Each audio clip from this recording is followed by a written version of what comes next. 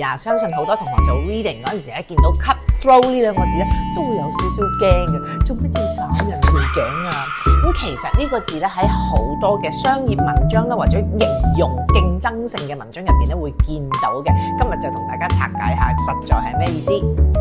其實咧呢個 idiom 真係源自於咧19世紀嘅美國西部嘅。咁當時咧嗰度就好多西部牛仔啦，好似 Woody 咁，通常咧就會去嗰度咧揾黃金掘金嘅。咁由於當時嘅西部咧地方偏僻，山高皇帝遠，冇王管啊，所以成日都會咧有啲搶地啊、搶資源嘅情況。咁西部牛仔咧，其實一向出名咧都唔係話脾氣好噶啦，所以當時咧佢哋為咗爭奪水源啊、牧場啊、金礦啊，甚至因為簡單嘅口角咧，都會直接攞把刀出嚟就 cut each other's throat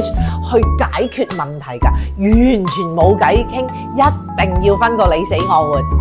所以後來咧，啲人咧就將呢個互相割喉嘅行為咧，就引申為咧為咗贏啊或者達到目的咧，就不擇手段、不惜一切殘酷冇情面嘅競爭。嗱，你哋千祈唔好以為咧呢個 idiom 好夠不合時宜啊，其實而家咧好多喺商業上啊講有競爭嘅場合咧都會適用嘅。譬如咧，你而家聽到啲師兄師姐成日都講咧，香港入大學真係好 cutthroat 㗎，意思即係話咧入大學競爭好激烈，甚至你聽到同學仔傾偈話咧，今次 midterm 溫書時間真係 cutthroat 啦，都係講咧溫書時間好緊張，大家爭分奪秒。